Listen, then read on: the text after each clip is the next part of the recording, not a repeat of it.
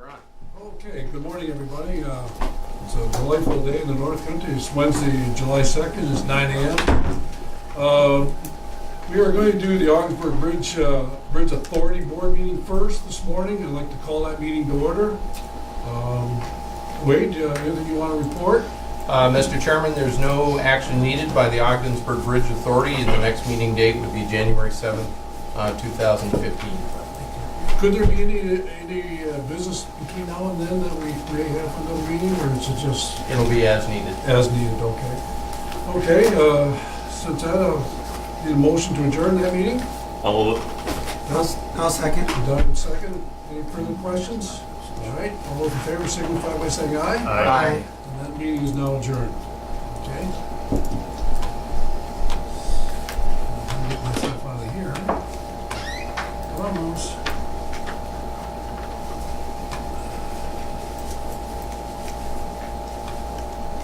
Sorry about the delay, folks.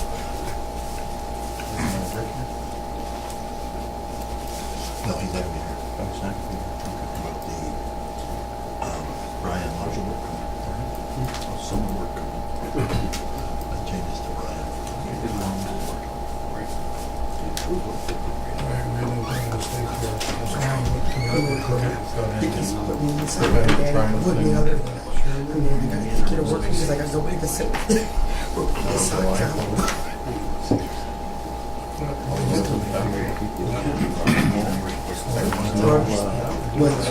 I'm hooking them up with it. She's getting them lined up. You'll see how nice it is without. I'm doing outpatient with that anal. Okay, thanks for your patience. I'd like to call the Ogdensburg Bridge and Port Authority Board meeting. It's Wednesday, July 2nd. It's 9:04 a.m. And it's a delightful day in the North Country. And I'd like to call that meeting to order. Wade, do you have any letters of communication for the board? There are several things in there that were sent out as part of the board packet, but just going through the file here briefly. There's an update from Volatus on various activities that have been performed throughout the period. There's a letter from T-Base. There's a follow-up on the FAA letter of correction. For the airport, we've met all requirements there, and we're in compliance. Thank you letter, a very nice one from Ogdensburg City School District for use of the grounds, including an editorial. News articles in the period, including the river agency funding, Canadian firms expanding in the industrial park, the senators pushing for $2 million for the bridge, and we're very appreciative to Senators Gillibrand and Schumer in that effort. Mention of the hotspot over in the industrial park through Clarkson, and a few other odds and ends there.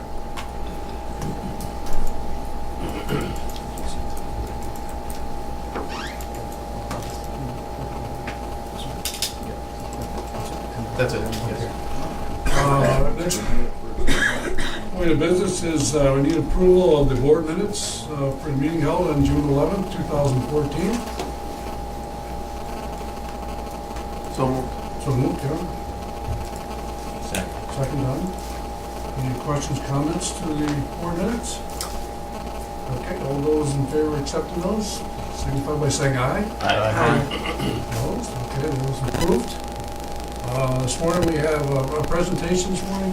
We do. We have a presentation by Mr. Jim Michaels and Sandy Porter from Claxton Hepburn Medical Center Foundation. Folks.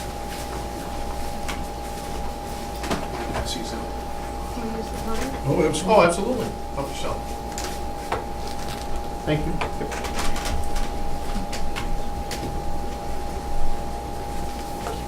I knew you couldn't sit still. I didn't get too much. Because you never love it. Thank you. Okay. While Jim's passing out the packets to everyone, I'd just like to say good morning and thank you so much for this opportunity to tell us, for me to tell you about Claxton Hepburn's new LINAC Center expansion.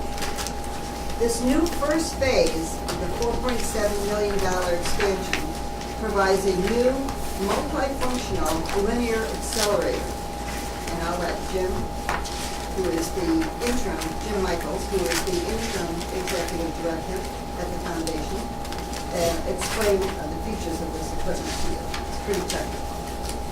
I would like to request your support, both individually and corporate, for this project.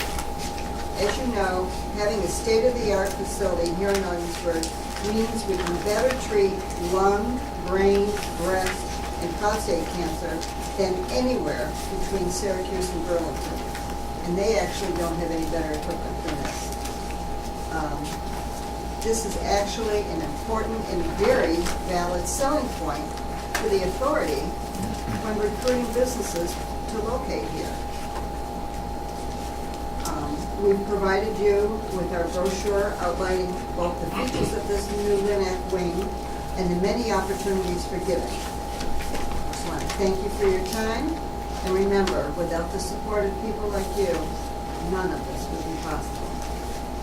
And you probably have questions, and I would like Jim to come up now and talk about the finer points. There is an open house tonight, which I neglected to invite you to. It's at 5 o'clock. It's in Hall Auditorium at the hospital, and then we'll all walk over to the new center. I toured it last week, and it is impressive. The machine itself is as big as that table. Just about, yes. It's just amazing. It is. Hopefully. Oh, it's 5 o'clock. 5 o'clock at the Hall Hess- Auditorium. Hess You know where the Auditorium. auditorium is? Yes. So it's on the same side as the emergency room entrance, but if you go away from the river about 3 doors down on the building, so Petunia's there, and it marks your way right in. We'll have a presentation. I apologize, some of, I was trying to go on the website to find out how many copies we needed, and I miscounted, I guess, the number of people that were going to be here, so I apologize. Some of you do not have the agenda for this evening's, but it will start at 5 o'clock with refreshments and hors d'oeuvres in the Hess Auditorium, and then we'll have a tour afterwards of the new LINAC room. And basically, as Sandy said, this provides the North Country with something that no other hospital has north of Syracuse and west of Burlington. If you have need a neurologist or whatever, have a brain tumor, you can go to Sloan Kettering, go to the Mayo Clinic, get diagnosed. We can do the treatment here, which means you can go back home at night instead of having to be in the hospital out there, having your spouse have to be put up either with relatives or in a hotel or whatever.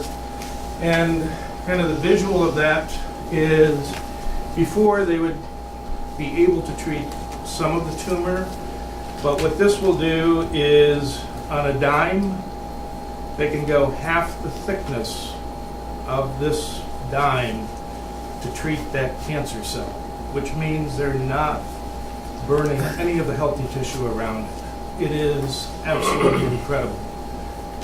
If you have prostate or breast cancer at this point, it's probably a 40 treatments for radiation, depending on the severity of the case, etc. So you go for 8 weeks. With this equipment, you go 5 times or less. And again, that depends on the person and the type of cancer, etc. But it is a huge, huge factor in quality of life. I understand you, as a board, cannot give us the $4.7 million that we would like to be able to pay for this machine and the building that we're putting it in. But as individuals, if you can support us, that would be awesome.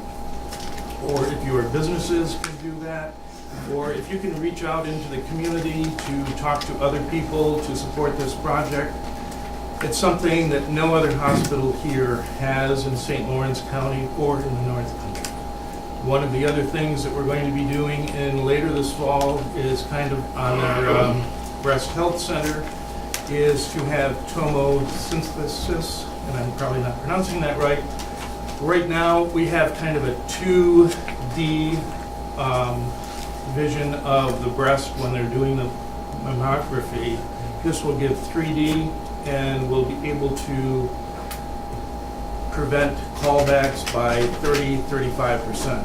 And for an individual, when saying is, well, we can't quite read it, could you come back in 2 weeks or whatever, doesn't help the anxiety level of the individual to, well, what's going on. This will enable the technicians, people to read extremely well. So this hospital is an incredible asset to the community. Consumer Digest did a study of 3,000 hospitals in the United States, ranking from 0 to 100. And the highest score in the nation was 78. Claxton Hepburn ended up with a 74, the highest in New York State. The other hospitals around here are 46 to 58. So it's a jewel that we have. Your support would be greatly appreciated. And we'd love to see you tonight at 5 o'clock and tour the facility. Jim and Questions? and Sandy, I want to thank you very much for coming in and putting on this presentation, because just like schools, hospital, and industrial things are all part of the vital fabric of the community. And while, again, we're prohibited by state law from doing a donation, it's very important that you come and do this type of thing, because it helps get the word out. Okay. And I want to thank you for coming here today. Thank you very much for having us. Other questions? Well, the only comment, I kind of said a little note to wait here about our LED sign, whatever, and it's like, okay, I mean, that's a community service sign out here or whatever. I'm not sure exactly how that would play into what we can do to help support something like that. We don't have any governance clause that says something different, but it's something maybe we can support you that way, advertise people. I mean, I don't know who's coming across the bridge is going to drop over the hospital with a donation, but it's still awareness of what the community is doing here. We do have Canadians that do come across the bridge to utilize this, and we have people who are giving us contributions, there you go. although on the Canadian side, the law is somewhat different on deduction, but several people have made use of the Cancer Center and of the hospital. Yeah, So okay, we Yes, are it's international, going back and forth. sure. I just wanted to make one comment on a personal note. 15 years ago, my father got that diagnosis, the prostate cancer that you never want to get. And the Cancer Center had just gotten the conformed radiation machine. And we were going to have to drive to Syracuse or Burlington or Right. wherever. And this month, he just celebrated 15 years cancer-free with 39 conformed radiation treatments. So I don't have enough good things to say about it. It's a wonderful facility. Thank you very much. Yeah, and not only is it the opening of the new wing, it is the 20th anniversary of the Richard E. Winter Cancer Center. So it has been in the North Country for 20 years, and I'm very proud of that fact. It's an amazing man. Amazing man when he did this. Thanks very much. Thank you. Thank you. Nice to see you. Have a great 4th. You too. Thank you, you too. Tammy, thank you. Thank you very much.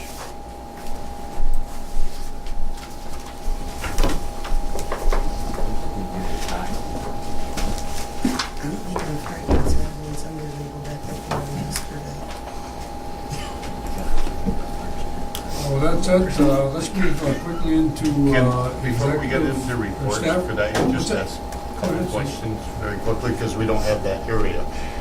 But I think it would be to our advantage, at least from the informational standpoint, and for us to move forward with, to get our committee assignments posted and sent to each of the members, so that we know where we're going. I was looking for a finance committee report, but I guess I'm not on the finance committee anymore, but I couldn't be, I don't know.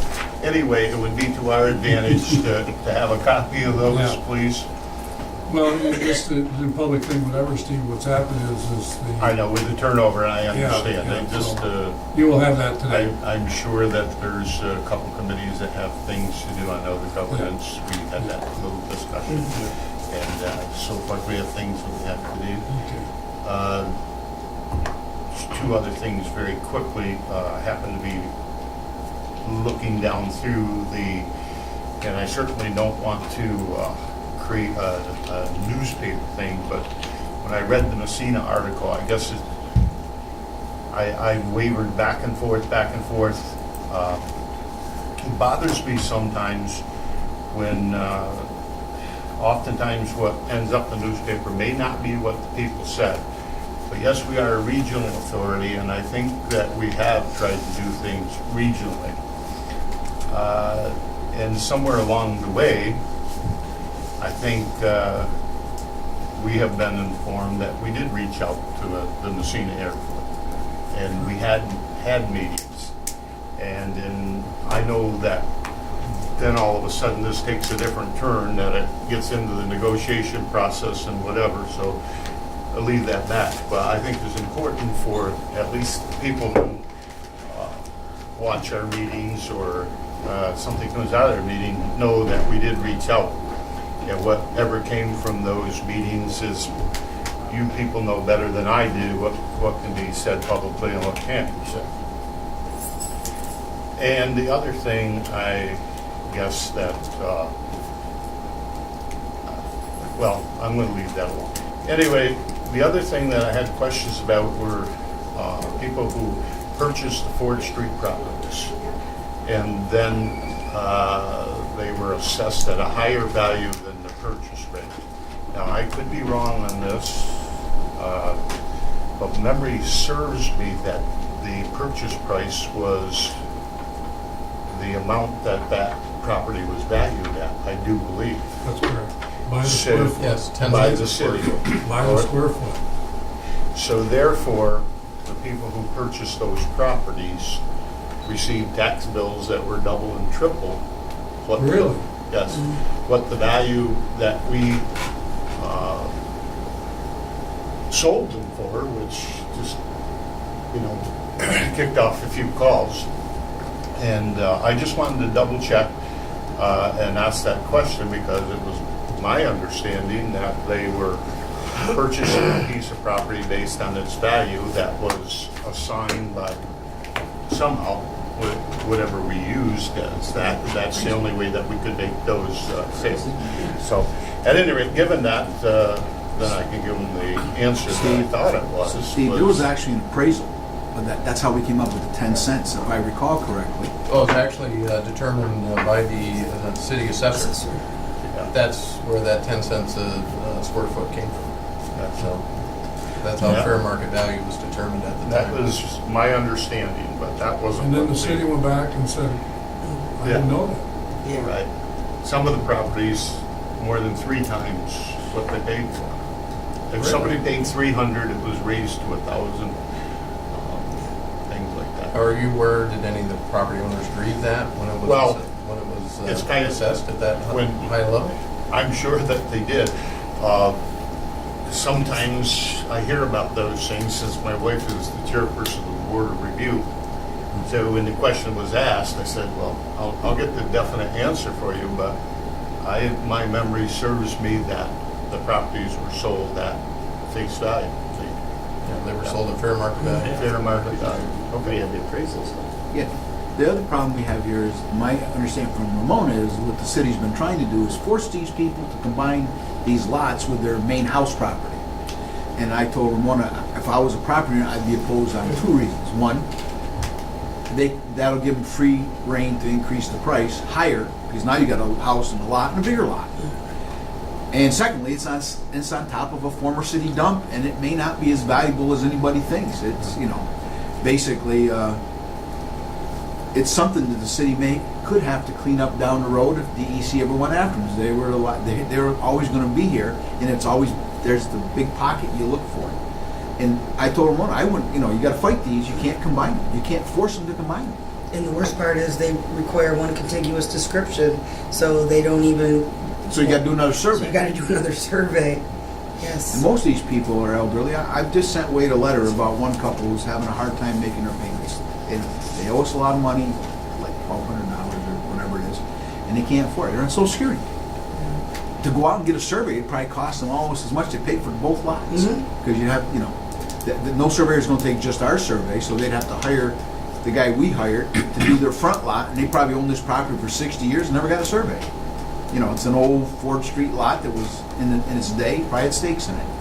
Well, I look at this two ways. I look at it, if somebody assesses or appraises our property, and we sell it for that value, and then they turn around and charge these people another price, so what they're really saying is, you didn't get the money you should have got, or you're overcharging these people over here. Which way is it? Here's what they should have done, and of course they don't all do it.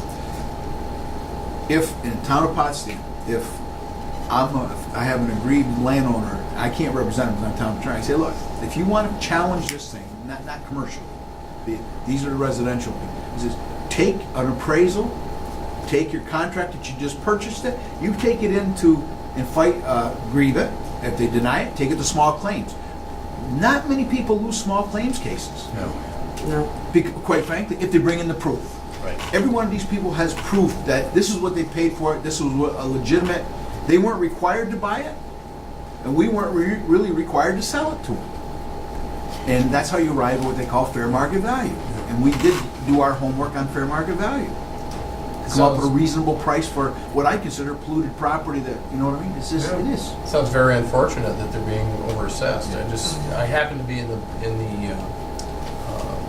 court file the other day and was looking at the before pictures, before the port access road was in there, before those properties were developed. And it's funny, over time you forget what it, just how bad it used to look down there Yeah. compared to how it does now. So it's definitely an improvement for the community, but it's When you put in very the port unfortunate. access road, you took up part of the old city dump, really. Blowing all those tires and refrigerator, that's stuff they just threw over the bank a long time ago. Sometimes- Steve, I'll tell you, board members, whatever, I mean, I'm glad you brought that up, Steve, and any situations here, in this part of our meeting, bring this stuff up so we can really talk about it, because it's really informs us the decision to make, that, things are impacted by what we do and how we do it, and it's like, that's a bad deal. I don't understand the city's position and why they would do that to these people. Why? None of these lots are really valuable. None of them could be built upon. They're all too small.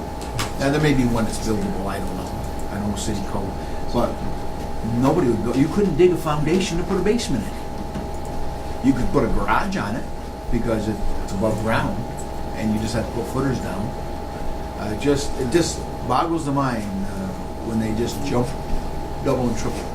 Every closing I do, I tell people, you take this stuff in, here's what it's assessed for now, here's what you paid for it, you take it in, and if they don't reduce it to that amount, fair market value, willing buyer, willing seller, I said, file a grievance, take it to small claims, you're gonna come out with a winner. I'd like to hear the city's position too, exactly how they got their process for what it is. Well, I've spoken with both Andy Silver and met with Bruce Green on it, and Bruce says it conforms to what the states, the state requirements, but, State requires you to assess property higher than. oh you no, paid not for. the assessment, I'm sorry, the combinations, which require them to do another deed, a survey, and what have you. What they're trying to do. Where's the state say that? I have never read that No. particular section. What they're trying to do is fix everyone's descriptions and what have you, but they will accept a description. You know how they won't let us do homemade descriptions anymore? Well, they're basically saying if you can't afford the survey or what have you, as long as you can sort of come up with a description, and that's 100 times worse than leaving it the way it You know what you was. should tell Andy? That's why I say, Andy, then why don't the city pay for these people to have them surveys, if you want it that badly? Well, if the city wants it that badly, you want to know what this property is, let the city pay for it. These properties have been handed down for over 100 years on that. And they were surveyed in the old days the way they surveyed stuff. Was it as accurate as today? No. And if you took the right equipment out there, you might get some discrepancies. But everybody's lived along those lot lines for a long, long time. That would be how a court would look at it, well, you know what, you may be over here by 2 feet, but that's not what you've observed. This will be your lot. And We've done that a lot. Well, this wasn't the outcome we were looking for when we went through this process. Exactly. No. Exactly, and just so that I'm sure about what I'm saying, how did the value of lot X, Y, or Z come up with 300, 400? Who made those determinations? How was this lot, we said this lot was worth $300. How was that determined? Based on the number of square feet in the parcel lines times 10 cents a square foot. So That's how the value was 10 determined. cents a square foot came from The city, the city. yes. See, Consultation. all lots were different sizes, whatever, so Okay. you paid the exact price to what your lot was. Right. Or you didn't get But lot the A, which city had came up so many. with 10 cents is what I'm Yes, saying. yes, the question is, the So I can question was provide what was that the fair market information value? back. I certainly am not going to, that is all that I would like to do, because I don't have the skill set to advise people on what to do, but I know if I were in their shoes, I'd pay the $30 to go to small claims court if the other route doesn't work. But I just think it's a raw deal for the people who thought that. Well, I don't want somebody to think that I knew this was gonna be the outcome, and I. Absolutely. I You're said, right, you're okay, absolutely you- right. Go ahead, Gavin. I mean, It just, coming in at the tail end of this and just listening to Steve hearing it, it seems peculiar that the city would say, okay, we're gonna charge 10 cents, a square foot for the acreage, and then turn around and maybe charge them 15 or 20 cents a square foot on their taxes, the same body. So we're gonna, it's worth this, but then we're gonna charge you that when it comes to taxing. Well, they have a process that they can follow. Yeah. I think it's important The landowner. that we have it in public, that wasn't our expectation, that this is how we No. operated, why we did it. And now they have a process that they need to follow, which is to go to grievance, and they can go to small claims court. And at least if it's out in public and if somebody's watching, they can see that we addressed it. And Steve, We all had- they have to bring in is all the information they had when they Right. got the property. Every one of them's got a purchase sale agreement. I just did it over Well, the I mean, we sit here and we put things on the tax roll. And it's like, okay, so I'm trying to be fair to whoever's gonna, to put it on the tax roll, then you go back in the process to say, this is the value, I put it on there, and then the city does something else. That's bad practice here. There's gotta be more to this that we don't know about. I'll give the city. I Well, think the let's- city's got an agenda that nobody knows about, and I think it's Yeah. what Ramona said. One of They the- have trouble with property lines. Yeah, and one of the reasons with the combination, and Gavin can speak to this because in the county clerk days, if we came in with parcel A, parcel B, and a deed, there's a real property as a form to combine. You can get one tax map number, but you can still keep your separate descriptions. You don't have to deed them together. One tax map number. The city at that point would have control because if you wanted to sell it off or whatever, you'd need subdivision approval. One of the reasons that they had given is some of the code. There's a perfect example on any of those properties. They would not be allowed to fence in the parcel that they got from us because if you have a lone parcel with no structures on it that is not attached in one single description with your own home or your other lot, you're not allowed to fence it in. So We can fence your whole property. you could fence your whole property, but you can't fence, you This is can't the lot. include that lot if it's, yes. They wouldn't even let you extend your own fence. No offense to the city. So that's where a lot of that's coming from. They're just trying to, Doesn't make sense. A lot of municipalities, when they get a little bit of power about controlling how people do things on their property, go beyond reasonable. We're in northern New York. We're not in Syracuse, Albany, where you got people living on postage stamps. Maybe you do up here because the city's very old, but you don't change all the rules so they can't use their property. I've got a case right now in Supreme Court, and the whole thing is property doesn't conform. It would conform for the 100 years it was there before they changed the law. Then it would decrepit, and the guy rebuilt it, and he built it on the same lot, and I think he's about, it could be a couple hundred square feet bigger than the prior structure, which is apparently, Well, let's find out exactly where it goes. Yeah, like I said, they have a process. Yeah. Well, I'm glad I you wanted to informed make us. sure the about it. information I was giving was correct from the way I remembered it. And they can follow the process now that is provided for them. It's And if they do, I think they'll be successful. Well, thank you again. Okay, let's move on. Anybody else have anything else before we move on? Okay. Wade, do you want to give us your report? Certainly. A couple of things going on this past period. We continue to drum up advocacy for the Tiger 5 application. We're very pleased, as I mentioned earlier, by the support from Senators Schumer and Gillibrand regarding that application. Again, as a refresher, that's a total of $4 million, $2 million from the program, potential match from OBPA and other sources of $2 million. Held a initial conference call with a Boston-based bridge lighting vendor who specializes in LED bridge illumination projects. There's going to be some additional follow-up there. One of their most recent examples of LED lighting, I'll pass this around, was a project that they recently completed in Boston. It's Philips Lighting. We're awaiting the formal incentive offer from New York State, Empire State Development for the $1 million Market New York program. We anticipate that that's going to be approved July 17th. Completed the Secretary 1 interviews, referred the ABO correspondence to the Governance Committee. There's some more action needed there. Attending various things, promoting the authority's interests. At the port, the Facilities Committee met with an engineering firm who's proposing in an industrial park solar array. There's a letter of intent for action today. The U.S. Army Corps of Engineers data request for the Section 107 deepening study were fulfilled, and the project remains significantly ahead of schedule, and we're still anticipating the study should be wrapped up in the fall. There's more work to do there. Significant amount of work at the airport this period, including meeting with the FAA for the runway extension, updating the carrier on the status. We've had several airport master plan related discussions, including interaction with the U.S. Senators' offices, and initiated and completed real property discussions, one of which is for action under other such matters today. Be happy to answer any questions that you have.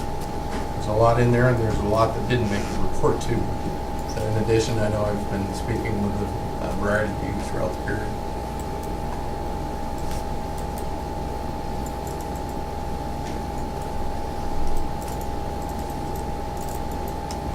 Any other questions for Wade? Fred, please. Mine is was part of the handout. So I don't have any financial reports, I don't have any airport report, and I don't have the bridge report. Well, I'm going to report it. Moving right along. I'm here to report. I'm there to report that. The bridge report is done by the same person that does payroll. Very selfishly, I asked her to complete the payroll yesterday. The airport report, I did not, I thought maybe I would receive the information from Cape Air, but I did not receive that yet.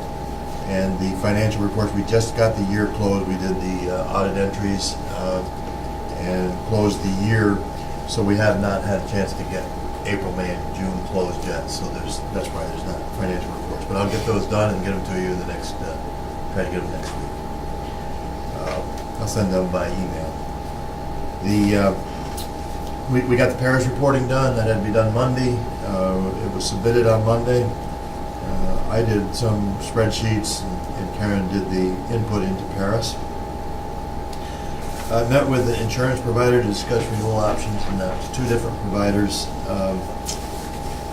at different time reports, and we received the quotes. In fact, I just received the last of that information this morning, and I believe that one of the reasons is that these insurance companies, they have quotes due at the end of a month. The beginning of, so they were really working on July, the end of June, 1st of July quotes. Ours is an end of July quote, but still, I have to have it for this meeting so that you can prove it prior to the expiration of the insurance policy. So it's a challenge there, but I do have them, and we will go over those.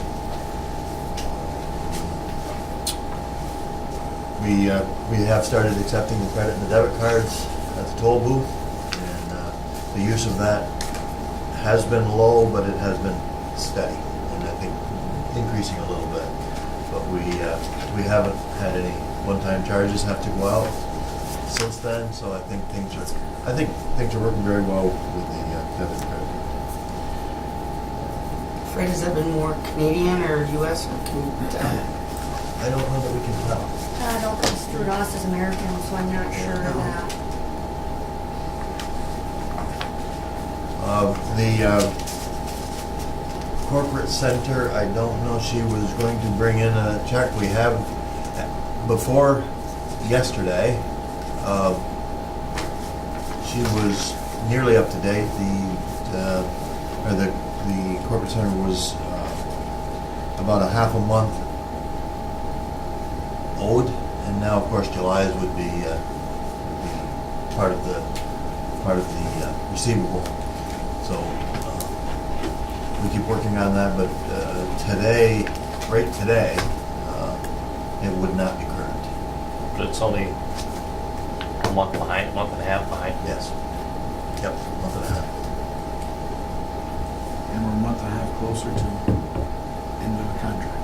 So if she gets up to date, We will continue to stay in contact and Monitor. push for that. sounds better than harass. And there could then have been a check delivered this morning, if that's what we were led to believe would happen. Yeah. Any questions?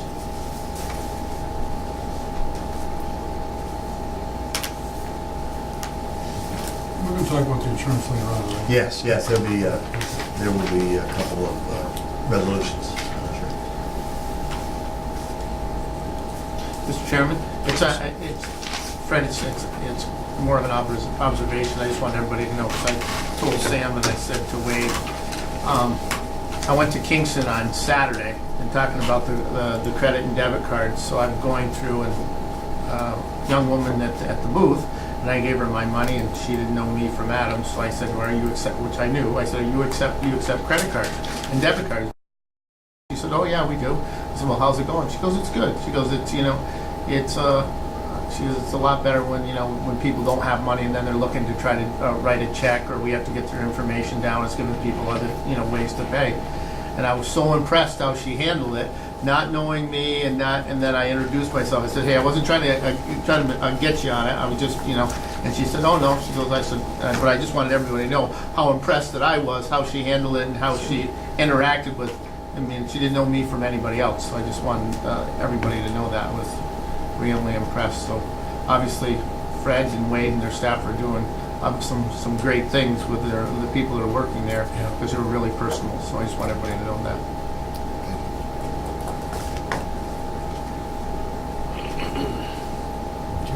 Yeah, sign notes.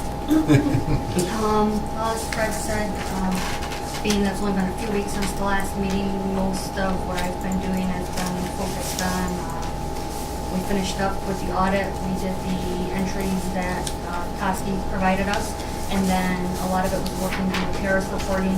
It probably would have been in before Monday, but we had to have everything up to date on the website with the links, so that's kind of what held us a little bit. We get going and there's little miscellaneous things that we forget about during the year that last minute have to go up. So that did all get in. That's all been, it says certified on the paper, it's been submitted. So I'm sure they won't get it for quite a while, but that should be good. And since we've closed the year, I've started working on catching up the past few months with our bank reconciliations and our entries for depreciation and the like.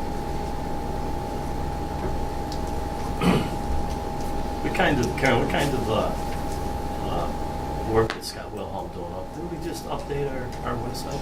Well, we have to put all of the new financials on it after the audit, so that's a big thing. And that all the links for that have to go into the Paris report.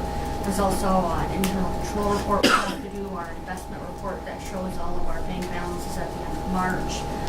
So really, we have to wait for the audit to be done to give him firm numbers on that. So most of the stuff stays the same, but the numbers that change from year to year is what he was updating. So we just if I could just answer that question up here on the screen.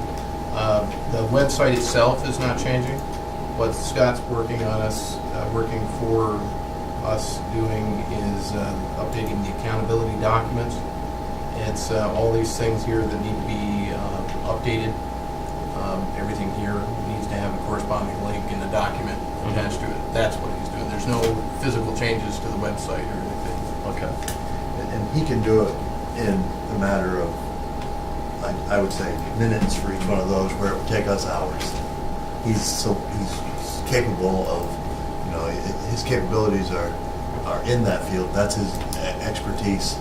And So, for example, things like our audit letter that we had last time and our management reports are all posted on these links where you can just click on them now and it's all there.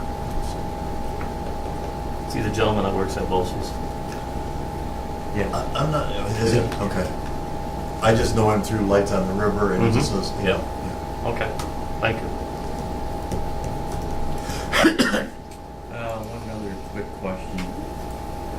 Heard mentioned a couple of times about making the entries that Toski gave you. Just wondering how many entries it is.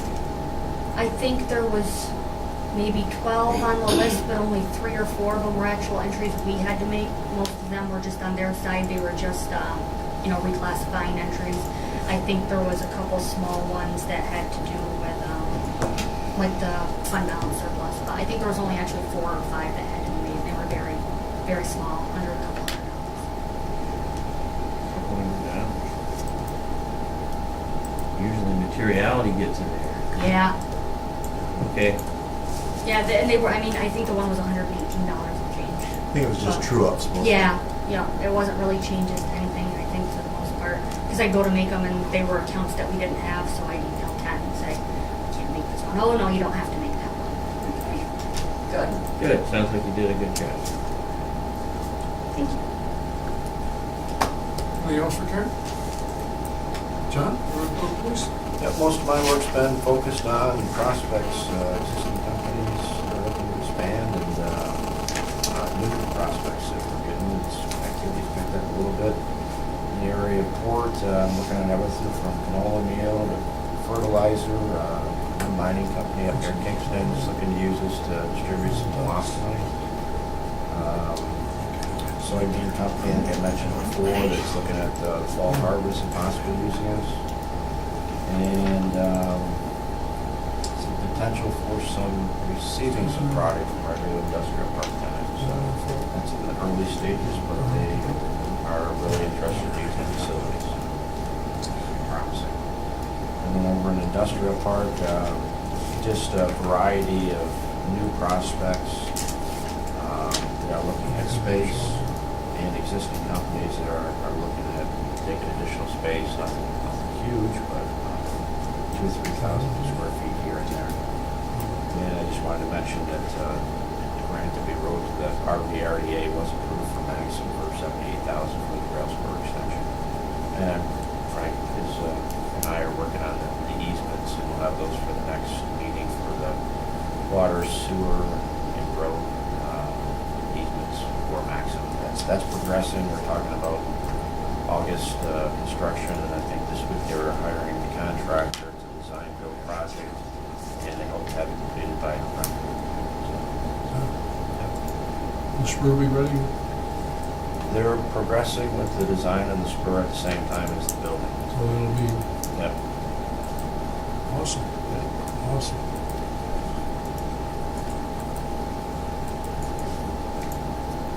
And as far as the building occupancy report, it is mostly same as last month. As I mentioned, building 11, Allen Vanguard, should actually be NetEng. Their name has changed a few times. Was bought out about a year ago by a Florida-based company. They were storing military equipment in Building 11, and that company said they don't store equipment for the U.S. military, so they've downsized to about a third of what they have there, and that is on the agenda.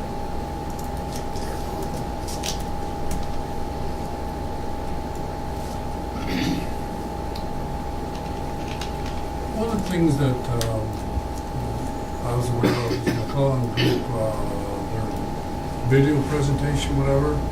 Yes. Is there a way that our board could get to that, maybe send a copy to them? Sure. We had talked about previewing it today, but Trying to pull it up. All right. Well, maybe get a chance later to come back to whatever. I think it's, part of the efforts to do what we're doing. yeah, it's a very nice video and website. I forgot to mention that. It's now complete and it's very well done. I was impressed by it. And I can send you those links, and I thought I would have There a it is. phone group. There we go. Yep. That's a good idea, yeah. I'd like to have that group come back, the McCullen group, give us an update. And we can do that probably at a marketing meeting.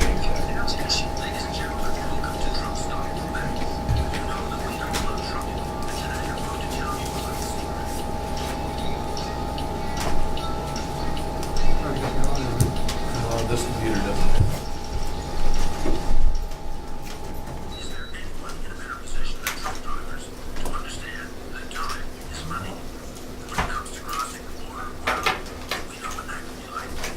That's some waters for you. What's that commercial with the guy that has the strings there with the Drake TV? Maybe you can restart that way when you get a chance. Yes, it will set. Yeah.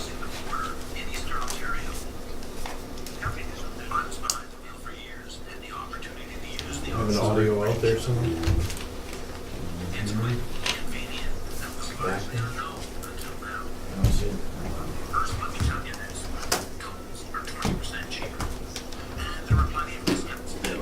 There we go. Putting more money into your Thanks. All right. There's less traffic. Show March, 6,000 trucks across the oil. Go ahead and we'll restart that. Voici Truck Stop Quebec. Mesdames et messieurs, ladies and gentlemen, welcome to Truck Stop Quebec. You know that we know about trucking, and today I'm going to tell you a little secret.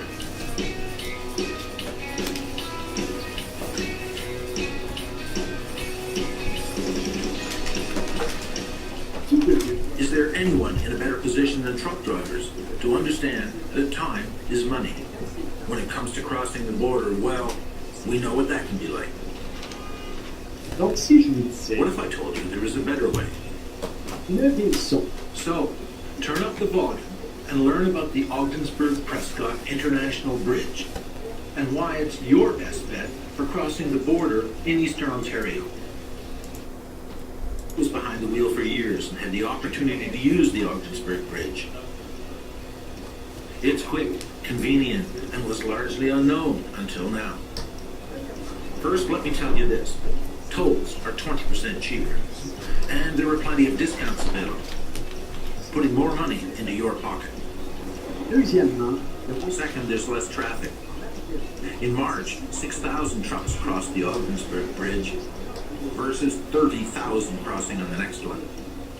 Companies in the know are there already. Saving time, saving money.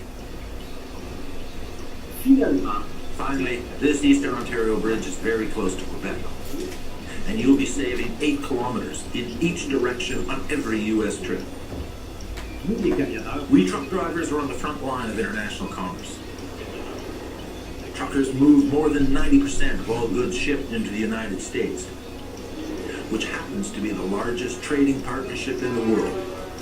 So to all of you in the transport industry, drivers, managers, dispatchers, the Ogdensburg Bridge is close, cheaper, and usually faster.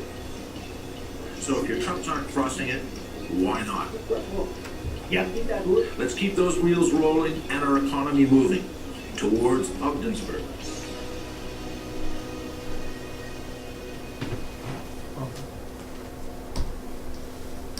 Very well. As you can see, very nice promotional video. John, can I ask a question around that? It's just, and I was going to bring this today. It was interesting. Like I said, Saturday I go to Kingston, and I can't even tell you the radio station because I was just, scanning out, and it told me the wait time for commercial and just public, traffic in the Thousand Islands Bridge and in Cornwall. Yeah. And it skipped us. It didn't say anything about it. Nothing about it. Huh. And I was interested in, obviously, you know, they're telling, because it said, you know, so-and-so time for commercial traffic and public, it told you exactly what the wait times are. And as I'm coming, I'm like, oh, wow, because I was, you know, what it just made me think, obviously, and it didn't mention us. Canadian radio station. Canadian radio See, station. those are Canadian bridges, where ours is an interstate Right. bridge, and they probably have the wait times for those versus Yep, ours. probably. And they're probably promoting theirs instead of ours. Yeah, but that's what I was There's a thinking too. U.S. Customs Border Protection site, also CBSA site, post wait times. But they've done a great job on the video, and, you know, the amount of money we paid them, and the time and effort to go into that, and the aerials and everything else, and then setting up a whole website that's animated and really looks good. And in addition to that, doing all the emails and buying radio time, so I think it was money well spent. I'll talk to Doug McClellan about attending a marketing meeting, giving a formal presentation for them. Canadian or French version also? Yeah, it's in both, yes, yeah. And the gentleman that was talking there, Charles Stockton's back reaches about 100,000 listeners, all truck drivers, so that's why he was selected. And, yeah, it was done in French. And I actually did the interview and had an interpreter and stuff for his program, but it was all in French, and then they converted it with the English audio.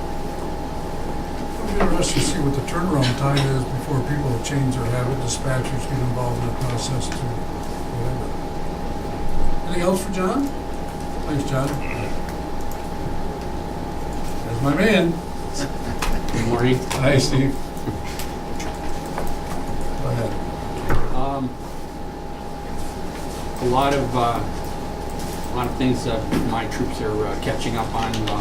Number one, we're working on it with Dank, and we're doing it's the field design of that project. So there'll be somebody out in the field actually locating where the fiber optic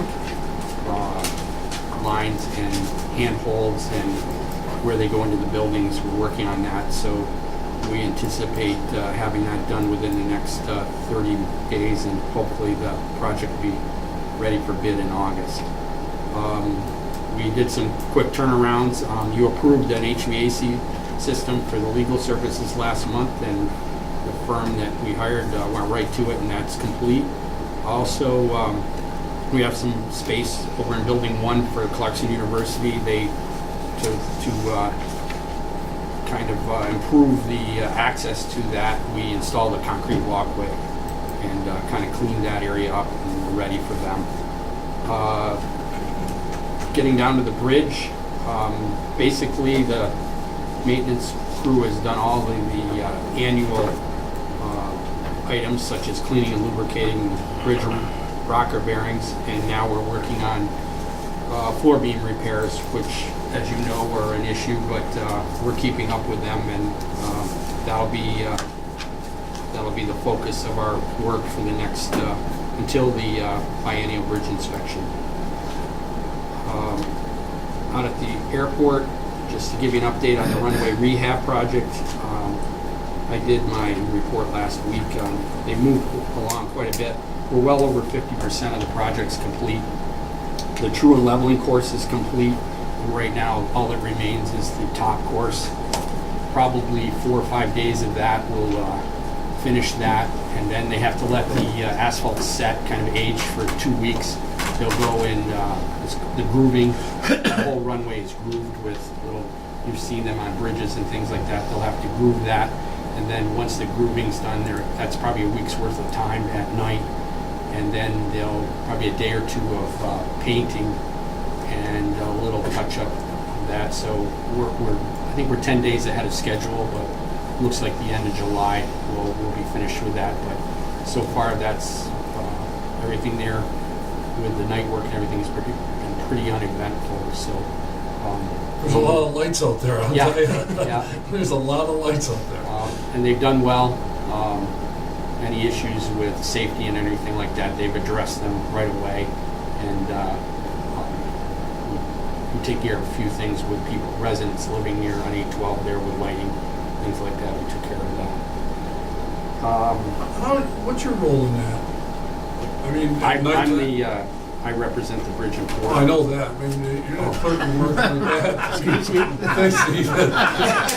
Good one, Steve. I don't- I didn't know you worked for us. No, I was just gonna write down the list. Welcome aboard. Checklist. That's what he got. That one. Well, I mean, it's like some project about clerk of works and things like that. I mean, your role is, I represent the owner, which is us, and, Right. and any issues that go between the engineer, the contractor, and the FAA as the owner. Some things are field decisions that I can make, but others I have to bring to Wade, and like any change orders or anything like that. So far, we haven't had anything, but things have stayed at a minimal level where we can keep things going. But there are things, and I know the difference that if they become a problem, I have to let Wade know, and then maybe there's something that all I need is a yes or no from him, or we need to bring it to the board.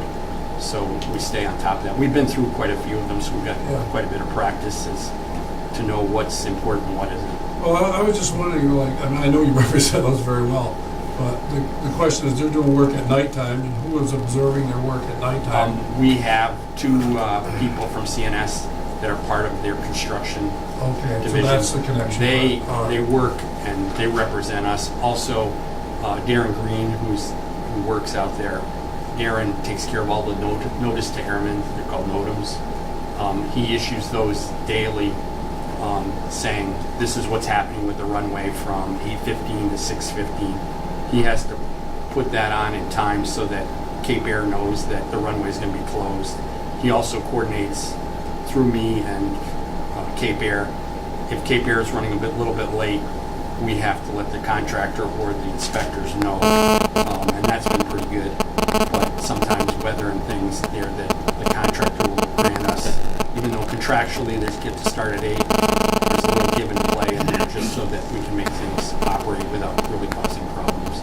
So on our end, that's the real thing, is keeping the runway safe and letting the flying public know through. Well, that's what I'm trying to figure in my mind, is that they leave it in a way that it's not totally 100%, but it is safe by certain standards. Right. Yes. And just so you know, when they leave, when you're driving and you see a little gap from where the pavement left off, we have to leave something that's basically all you get is 2 inches over 20 feet. So that way, a plane coming in or out. Okay, So if you're wondering there, You got a 6-inch bump here. it's not a boom. No, you can't have that. But I know. you think of trying to lose 2 inches over 20 feet. That's, in my mind, some of that's just basically flat. But that's what the inspector has to see at the end of the night. Okay, And that's then what it. they do is they go back, they mill to that, and start off with a new top. I think they're all up in the straight, yeah. And you've seen the pile of millings at the Oh my corner God, there. Yeah. That we traded that off 2-to-1 for a parking lot. There's 2 feet of stone in there that we can make a bigger parking lot, but basically we put that in there for now to get overflow parking for the busy times, and then that instead of us keeping the millings, they want to take that back to the plant, and then they gave us the crushed stone for the parking lot in a 2-to-1 agreement. We did that when we did the taxiway. It's a good move. Yeah, It's a very good move. So there's a stock of another foot of stone on, even though that looks nice, we basically stockpile that there, and we can push that out if we need to get bigger with that. So Into the little yeah. I'm ready for it. Excellent, Steve. Just a couple quick things. We have about 6,000 tons of North American road salt.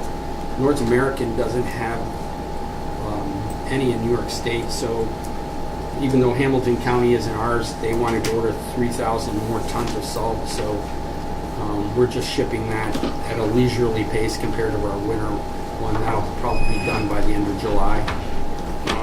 And we've completed the rail unloading of the Pool and Citrus pulp, and a couple of those orders have gone out now, so that's started. Steve, when is the New York State salt bid, do you know? Okay. When is that? End of August. End of August? Yes. So once that's known. Yeah, it's chances one of the are later then we'll ones. Start finding out when our ship's Yeah. schedule is. And just as a heads up, from what I'm hearing from everybody, because there's so little salt stockpiled anywhere, other states and Canada, and you'll notice across the river, they're piling right up. Those bids are already completed. And New York State, nobody knows what counties, who's getting what yet. So what happens is, those salt companies are gonna, they know they're gonna be pressed to supply everything. And from what I'm hearing is, they're taking care of whatever they can. And with New York State having salt mines already here, some of people like Morton and North American, it becomes a low profit or low margin thing. So some are even thinking of, depending on how the bids go, they're not going to go heavy for New York State. So there could be an issue with the amount of salt we see. But I've heard that every year, so I don't know what'll happen there, because there's 4 or 5 salt companies that bid for this, all of these areas. So, but the issue we have, I wish New York State would bid in like May or June, from my point of view, just so that we can plan. For everybody's point of view. Yeah. Well, the salt companies were pretty smart last year. They knew, Yeah. they knew that somehow what type of winter was gonna be, because we had it here. And anticipated increase in the tonnage Again? for cost. Instead of, we were in the 50 range, I can't even, I know in '08 it went from 38 up to 82, and then it dropped right back down into the 40s and 50s. So, this year it's kind of the same situation. But it depends on how people bid on it or whatever. So, just giving you a heads up on what the salt looks like. One other item, just to, we surplus property, the existing port scale, and we put a minimum bid. I asked you to put a minimum bid of $7,500. You agreed on. Apparently, that was too much because I didn't get any action on that, and I'd really like to get that moved, if anything, at no cost. But I'd like to recommend lowering that to $3,500. If you want me to go higher or lower, but I'd like to just put it back out on for advertisement at $3,500 and see if we get anybody interested. I've had people call me and say they're interested, but we didn't see any formal What would they response. do? They would come in and disassemble themselves? So that it's all out of the Yeah. way, and then we can saw cut, clean up the asphalt, and pave that all over. But if no one takes it, I don't have the money in there right now to remove it and take care of it. We can live with it one more year, but I just as soon see it go. And I do have money in there to make it good, but I don't have the money in there to bring in a crane and store it somewhere just to do that. I'd rather leave it, and then it may come to where we just say $250. I don't know. Yeah, no function. No, it's Then I think it's over drop it 20 to years. 35 and put Right. it back out. And if we get it, we get it. If we don't, I guess then we keep going until we do get it. That's what we're looking for, is basically a consensus to set the new minimum bid for 30. Right. That way you only get a handle on once. Yeah. Right? You're not spending money to get a crane in there. Do you need an actual motion for that, or is it just? Just as a recommendation. I would support your We'll recommendation. support that, yeah. Okay, so we'll just put it back out for bid for $3,500, and hopefully we get some. Has anybody indicated what they might pay for it? Yeah. You wouldn't be happy. What they The might? cost of removing it. Well, No, and it may come to that, but when you start looking at the cost of removing it, it's actually money for us because we don't have to pay Right. the cost. So you have to think in terms of what, I just thought somebody might have said, well, I may have that much, but I have something like that. Just so you know, I researched the used equipment market, and most of those scales were going between $12,000 and $18,000 in advertisements. Of course, they might be in real Well, sure. busy areas, so I figured, well, I'll go by half, and I thought that was a good number just to try. And maybe someone would think, well, maybe somebody's going to underbid me and take this before it gets down to nothing, so I'm going to get to $3,500. That's kind of where I'm thinking on Right. this one. Makes good sense. Okay. Okay, thank you. Has anything changed since the detour on Patterson Street, now that that work has started? Has that impacted it? It has us. Wade can tell you that we met with our tenants and we worked out access because they're bringing in big trucks and a lot of them were coming down Patterson Street, coming in our old entrance area. But we met with Hoosier and we gave them a side gate that comes off of, what is that, Railroad Avenue right there? By that, we have a gate right there. They're able to take their forklift and come right over, whereas they used to just come around. Just one comment, they've been there for 2 weeks doing the work. I've got no complaints. They've done a nice job. They kept the area safe, relatively clean. I know it's interfered with people using the boat launch, but I noticed last Friday they had everything kind of buttoned up so that over the weekend they can use that. But I just to let you know, and anybody, it's been pretty good. It's interesting because I don't use the boat launch much, but I always thought it was designed backwards anyway, at least for my neck turning. Now you go in the other way and I had no problem at all, so other than you go up one street. But I purposefully asked that question because I kind of got several pointed comments about why did the Bridgeport Authority put in a new access road and then cut down all the trees on Patterson Street, put another road down in. They honestly believe that we're doing it, not the city. So just and it's people who are generally well informed, but we have nothing to do with the Patterson Street project, is my understanding. That's a city project. That's correct. That's a city and DOT project. Yeah. Okay, just wanted to mention that for anybody else that might watch this or might read it in the newspaper, that we didn't cut down all the trees on Patterson Street for our purposes. Thank you. Yes. That's a different. Anything else for Steve? That's it? That's it. Okay. Hello. We're 2 minutes early, just wait outside. Come on in.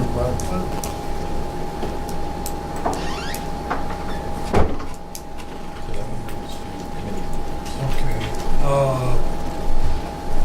Don, we have a nominating committee report for Vice Chair.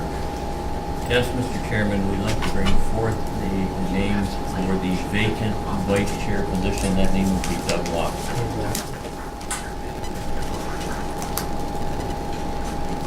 Any other person interested per se, whatever? Questions on that? I guess we close that down, whatever. Anybody like to make a motion? I'll make the motion, yes. I'll second. Second. All over, Mr. Lofty, anything you want to say in regards to lucky guy you are? I just like to, just thank the board for a little vote of confidence and electing me to that position. I know I can't fill the shoes of our previous chairman, but I can guarantee that I'll work very, very hard and look forward to the continued support of the board and the administration. Thank you. All those in favor signify by saying aye. Aye. Thanks, Doug, for stepping forward. I will say this, though, in regards to Steve's comments earlier about, the board process, whatever, and obviously we miss Mr. Carter greatly, whatever.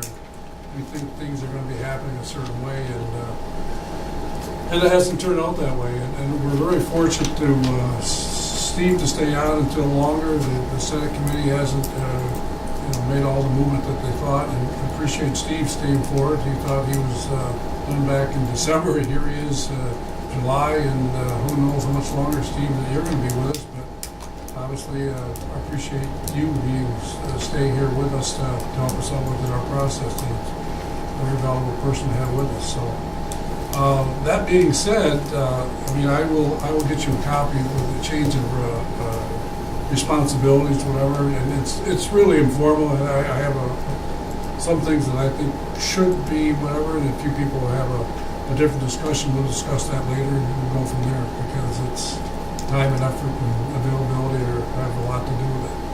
As I can greatly tell you, being available is important, so. That being said, go ahead. Oh, I'm sorry, I would just also add for press purposes, as soon as we receive from the chair the committee list and everything, that will be available on our website. John, thank you for doing that.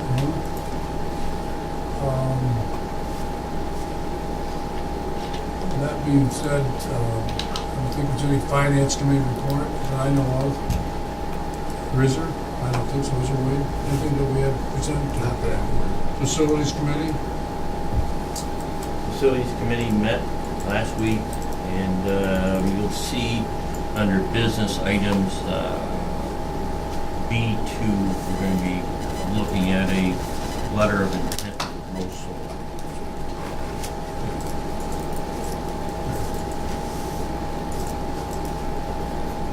If there's any other committees that would like to make a report that it's not listed, I mean, it's, there will be a need for personnel committee meetings coming up. The great interest of, as we move through our personnel process, whatever the strategic plan meeting will be addressed and through that. And also there's a need for marketing, so we're really in a turnstile here that things are really changed greatly here in a short period of time. So keep your calendars loose, to do that. Can I just ask a quick question about the use of this? Do you have those little pins up there? Yes. Does that tell you where everybody is? Or, I was just kind of flicking on that. Yes. Yes, I did notice Okay, that. so like if I go off wandering, you'll know where I am.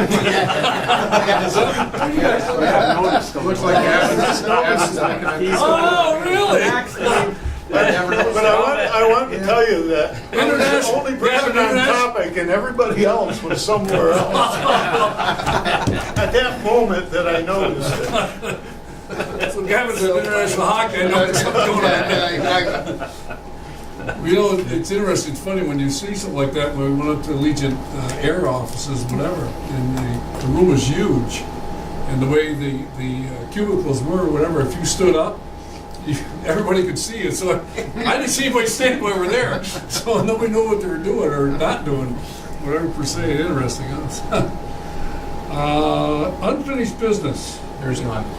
Okay, schedule for our next board meeting is scheduled for August 6th, is that gonna? Be Wednesday, August 6th, potentially Facilities Committee at 8, Board at 9, if that works for everybody.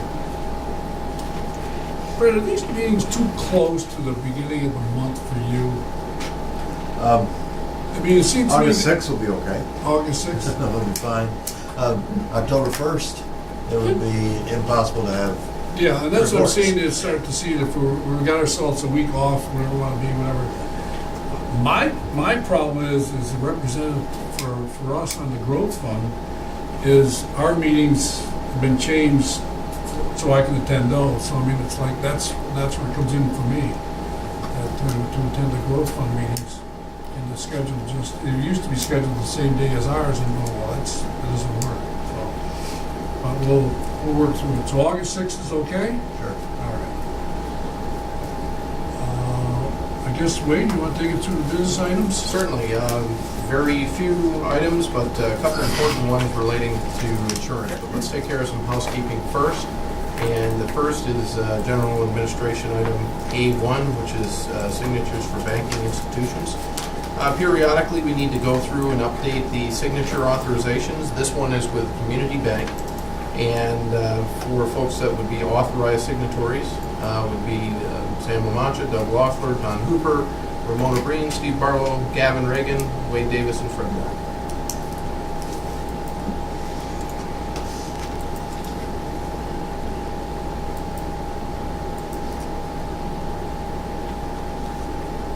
And this does require a board resolution. Yes. I'll make that motion. Motion, thank you. I'll second. Second. Any questions, comments? Okay. All those in favor signify by saying aye. Aye. No? Resolution passes. Sam, Just we'll get this signature card and bring it around for everyone's signature within the next few days. Also, one important note on signatures. Before you leave today, there is a letter that I need to have every board member sign regarding support on the Tiger application.